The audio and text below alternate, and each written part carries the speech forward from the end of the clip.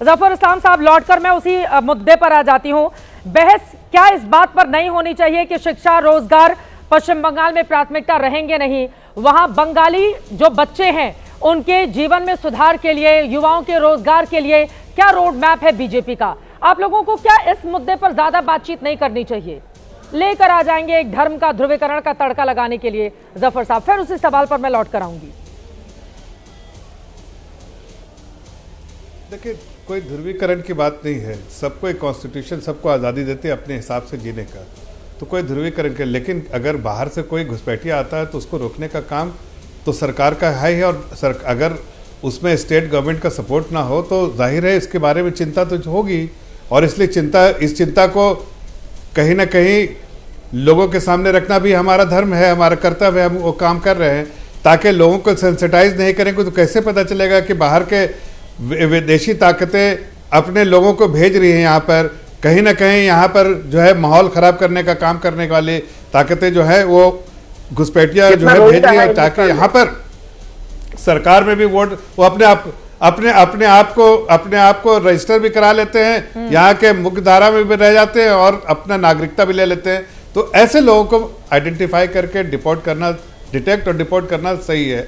और इससे ये डर भी है कि ऐसे इस तरह से तादाद आती रहेगी। आपके चैनल में दिख रहा है कि कैसे परसेंटेज बढ़ रहा है। परसेंटेज मुस्लिम समाज का यहाँ के रहने वालों का नहीं बढ़ रहा है, ये जाहिर है घुसपैठिया आ रहे हैं बाहर से, उनकी तादाद बढ़ रही है। और आपने चैनल में भी दिखाया है।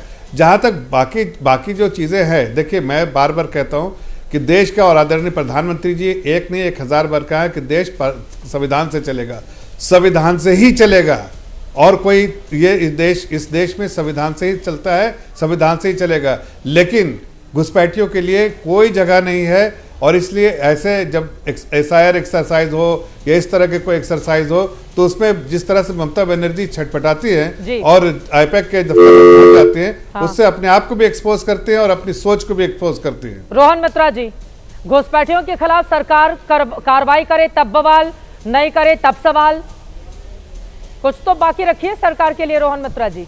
नहीं चित्रा जी, SIR एक्टिविटीज होए, अगर कोई देश में घुसपैठिया है उनको निकाल दीजिएगा, लेकिन कब तक एक ही कहानी दोहराओगे? आप 11 साल से पावर में हो। मैं एक चीज बोलना चाहता हूँ, इतना देर सुन रहे थे, इतना कुछ बोल दिया गया इस चैनल पे, आपको भी पूछा गया कि दुबई में क्या।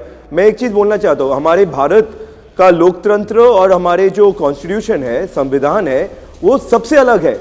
हमारे UAE में या सऊदी में जो ये लोकतंत्र नहीं है, ऐसे डेमोक्रेसी सेक्युलर क्रेडेंशियल्स नहीं है, इसलिए हम लोग अपने भारत में गर्व फील करते हैं। तो पॉइंट है कि अगर मुद्दे पे बात हो, ये जिस तरीके से बात हुआ कि मैं बोलना चाहता हूं कि इधर पे 2 करोड़ टेररिस्ट इंडिया में अगर है, जैसे वो इंसान बोल रहे थे, तो हमारे गवर्नमेंट 11 साल के ऊपर आज मोदी जी का 56 इंच का गवर्नमेंट बैठा हुआ है, तो वो क्या कर रहा है? उसका रॉ क्या कर रहा है? उसका इंटरनल एजेंसी होम मिनिस्ट्री क्या कर रहा है? सिर्फ ये नैरेटिव बनाने का गपशप, क्योंकि डिविडेंड कुछ नहीं आया है। आपका डेवलपमेंट इंडेक्स देखिए, कितने हॉस्पिटल्स बने, कितना स्कूल्स बने बंगाल में, कितना नौकरी हुआ है, कितने इंडस्ट्रीज आए हैं। नरेंद्र मोदी जी जाएंगे सिंगूर के कारखाना अभी 15 साल के ऊपर से नहीं हुआ है, तो उसको लेके कोई मुद्दा नहीं है। लेकिन ऐसा घुसपैठिया लेके बात होगा, कितने मुसलमान है, लेकिन मुतुआ लेके कोई बात नहीं करेगा। अरे मुतुआ भी तो आपका बांग्लादेश से आया है। और एक और चीज मैं बोलना चाहता हूँ चित्रा जी, आप बोल रहे हो सिर्फ बंगाल को। मैं हिमंत बिश्व शर्मा का बात सुनता रहता हूँ कि वो हमेशा बोलता रहता है कि उनका असम में घुसपैठिया आ रहा है, जिहादियों के द्वारा सताए हुए भारत में अंदर आया हुआ है। असम में क्या हालत है? असम में 10 साल में से डबल इंजन गवर्नमेंट चल रहा है, उसमें भी तो कुछ नहीं हुआ है।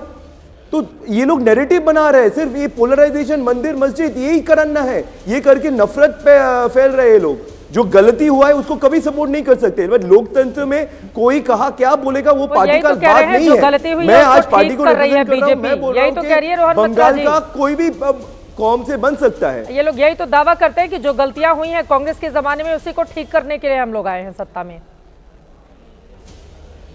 तो मैं एक पॉइंट बोलता हूं कि आप देखिए, कल चाइना के कम्युनिस्ट पार्टी का पूरा डेलीगेशन आके बीजेपी RSS से मिल रहे हैं। हम लोग के टाइम पे कितना कुछ बोल दिया, और आज कल वो कम्युनिस्ट पार्टी से मिल रहे हैं RSS और बीजेपी। तो इसको लेके आप बात कीजिए, इनको पूछिए ये कैसे आरएसएस कैसे मिल रहा है ये बिल्कुल, चाइनीज कम्युनिटी आपकी बात से मैं पूरी तरह से सहमत हूं, लेकिन अभी वक्त हमें इतने की इजाजत देता है। इस वजह से आप तमाम मेहमानों का बहुत धन्यवाद हमारे साथ चर्चा का हिस्सा बनने के लिए। कुल मिलाकर हिंदू मुस्लिम की सियासत एक बार फिर से परवान चढ़ रही है पश्चिम बंगाल में, चूंकि तकरीबन 60 दिनों के बाद वहां पर ऐलान हो जाएगा तारीखों का, लेकिन इन सब के बीच भारतीय जनता पार्टी पूरा जोर लगा रही है। उसकी कोशिश यही है कि 5 से 6% वोट का ध्रुवीकरण करके अगर अपने पक्ष में हम लेकर आए तो सरकार बन जाएगी भारतीय जनता पार्टी की। लेकिन क्या पश्चिम बंगाल के मुख्यमंत्री ममता बनर्जी ऐसा होने देंगी?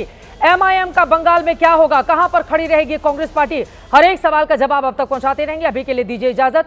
देश और दुनिया की तमाम खबरों के लिए आप देखते रहिए एबीपी न्यूज। लेकिन आपको बताते चले, इस देश का संविधान इस बात की इजाजत देता है कि देश के किसी भी हिस्से में बड़े संवैधानिक पदों पर किसी भी जात, वर्ग, मजहब का व्यक्ति आसीन हो सकता है। फौरन लौटते हैं, आप देखते रहिए एबीपी न्यूज।